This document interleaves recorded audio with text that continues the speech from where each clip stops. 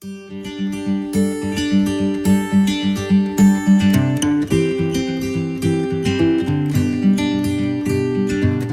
is more than a technique. It's life, it's everything. It's history, it's memories, it's an accumulation of so much more. It's life.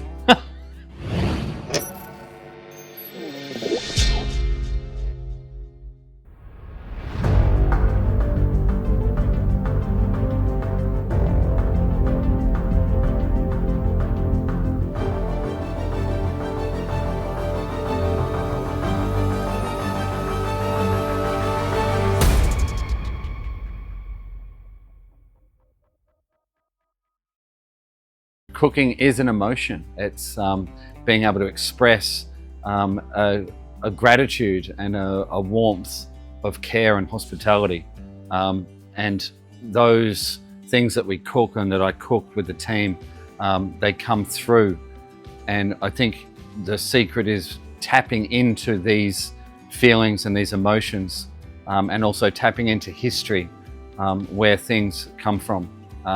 Whether it's ingredients or ways of doing things, remembering where these things came from and them passing through your mind and your body and your heart and your soul, and then coming out and being able to express that for other people and trying to tap into their memories. So I think food is a very powerful and beautiful tool. So yeah, hi, I'm Troy. I'm the chef at Craft by Side Hustle, where we are today. There is recipes and there is procedures that we're taught. I'm a big believer in growing up in kitchens and learning. Every day is meant to be a learning experience. From farmers to fishermen, I want to feel connected to them so that I know the produce that I'm using. And then that way I'm able to express that through, because I can connect with an ingredient, it means that I can then interpret dishes and recipes and connect better with guests and the general public and people everywhere. Where did my love for food come from? Family, foremost. I came from a split family where, mum and dad, went separate ways. We're all still connected. Through that, there was a great desire to bring the family back together. All I actually wanted was the whole family to sit and have a meal together and to be able to do that in peace. It's one time where everybody's equal and there's no differences are set aside while you sit and eat something that is being cooked together and eaten together. And so that has influenced my cooking and my style of what I do by making sure that when whoever comes in or whoever I cook for, that I'm trying to bring them peace. And a sense of calmness while they just purely enjoy something that has been cooked for them.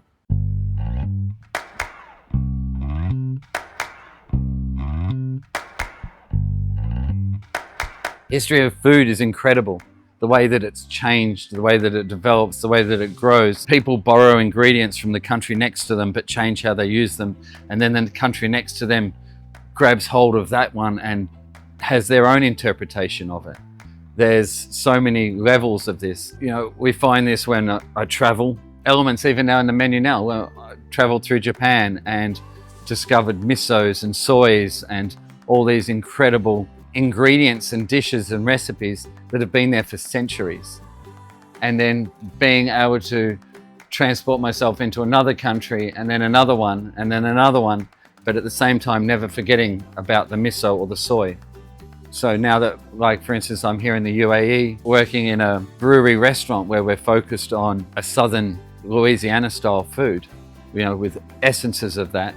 So we get the miso and we turn it into our miso by changing things. And I keep that inspiration from all those different travel points. Now that I'm in the UAE, we've got beautiful date farms. So we incorporate those dates into the soy sauce to bring a different sweetness. These things then become our own. I think inspiration, it's inspiration. It's not about pinching things from different people or you're borrowing the essence of an idea. It's spinning it around. And so inspiration also comes from walking through a garden, walking through the local market, connecting with people. Food is a lot deeper than we think. If we take the deepness, if you're willing to dive into the deepness and the background of every ingredient of your food, it's inspiring.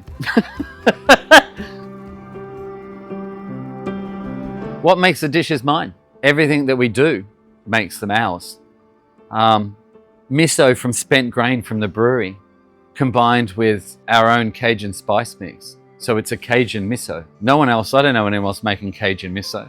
This comes back to the inspiration from Japan. Yeah, I'm using the technique of the miso, but I'm altering it to our own version of miso. You're not going to have that form of that dish anywhere else. When we use a Worcestershire sauce, it's our own recipe. It's our own Worcestershire. When you have a salad with our vinegar in it, it's our vinegar. We made it from pineapples or from apples or from berries or from the wort of the beer. You can have these dishes elsewhere, but you can't have our version of these dishes anywhere else. And so we make sure that we put our stamp on everything by making sure that we break the dish down into different sections and different ingredients that are then broken down again that we know that we've done from the start. So when you have all the basis components, when you get the end dish, it's ours. That's, through the use of fermentation, through pickling, through, these things have all been done for centuries,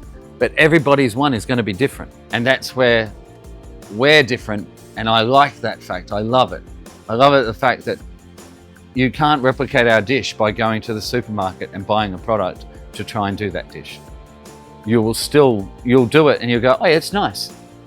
But it's going to be the same as everybody else that's cooking it. Whereas if you come here, or if you eat with us, all of these components are slightly different, a slightly different flavor. They've got a different level of love in them. It's not a commercial product. It is come from within us, from our brains, from our hearts, from our soul, and it's going into each ingredient that then gets combined to make that dish. I think that's a pretty powerful philosophy to have, is, heritage, history, an understanding of our, the way things were done.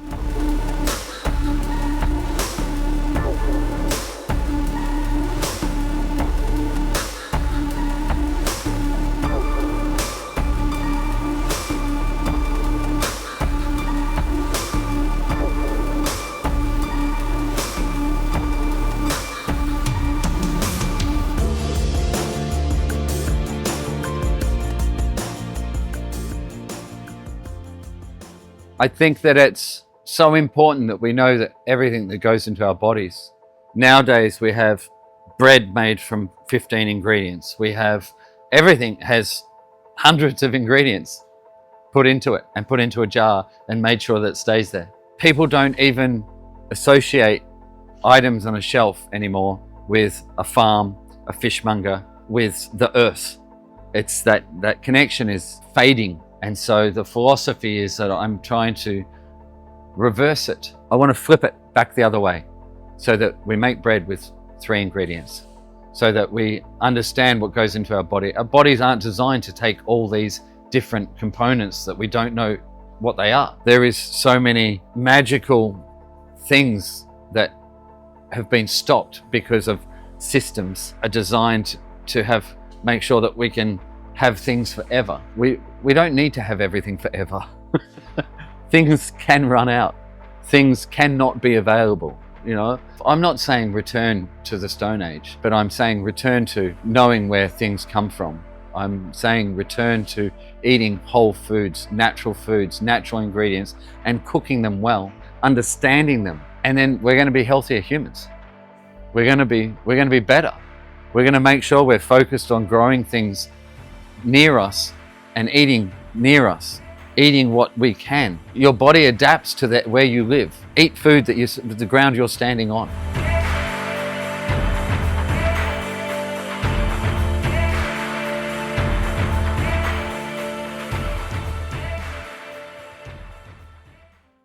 I want my dishes to be able to express themselves. I want the people that are eating them to be able to have their own feelings about that dish.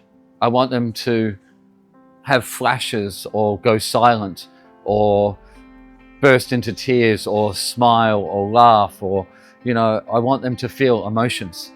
I want them to feel that connection. I think that's the overall goal. I want them to know that maybe they think about that farmer or the fisherman that because of the fish they eat that I cooked. I want them to think past the dish. I want them to think outside every single corner or box that dishes and recipes are actually put into.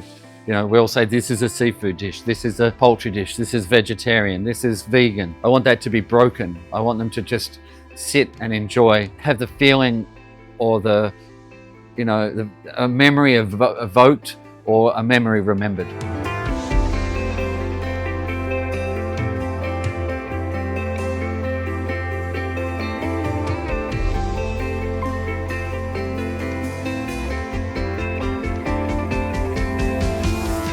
There's people that have helped shape my cooking over the years, a lot of years.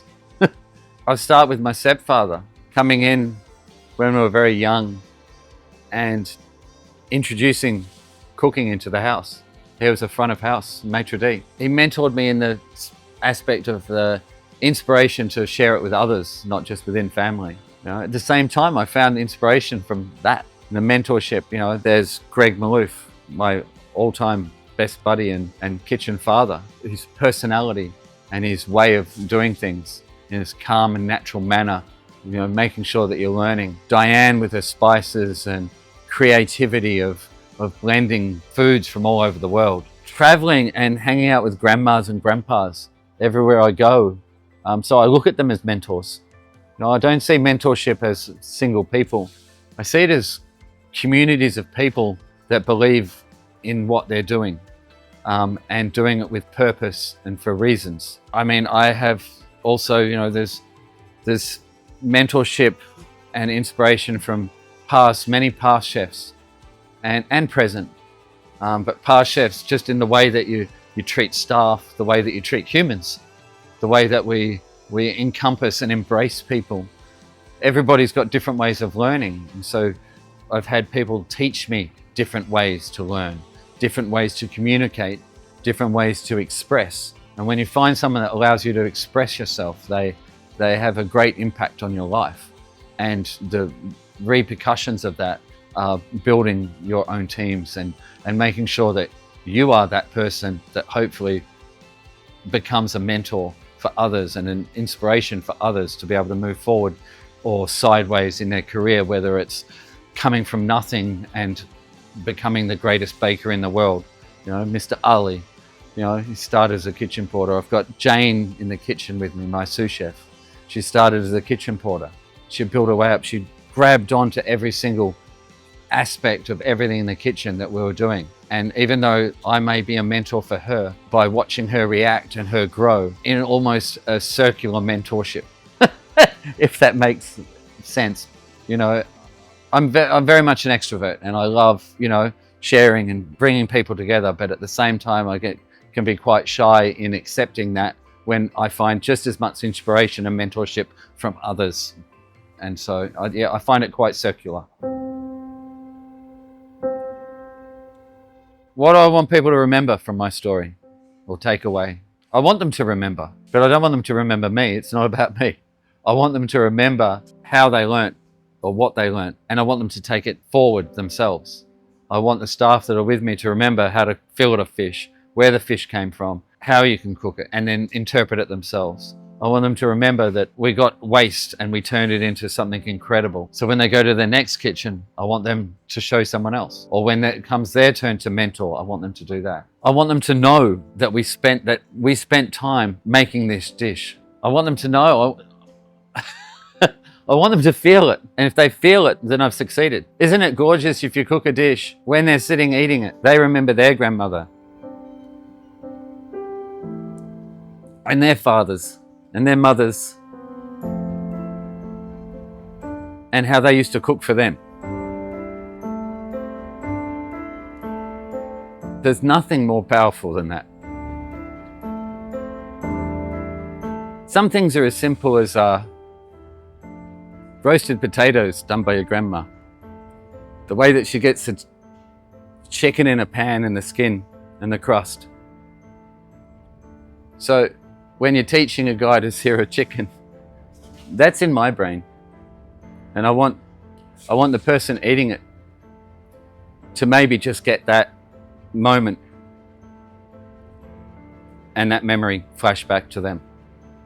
Is there something I want you to understand about chefs, cooks, myself?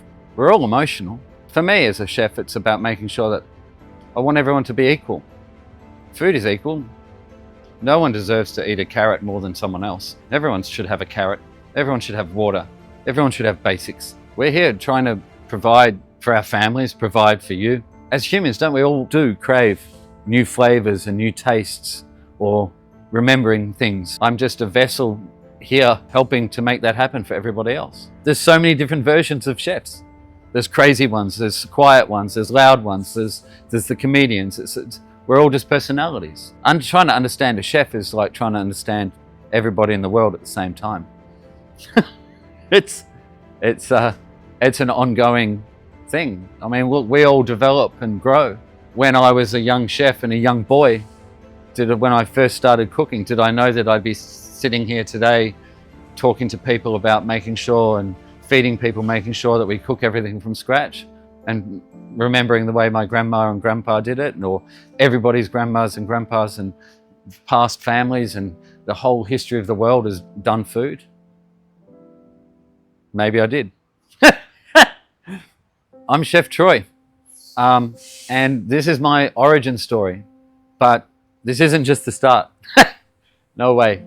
I feel like I'm starting every day.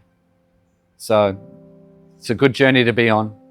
I enjoy it, fills my heart, hopefully fills other hearts, and let's keep this story going.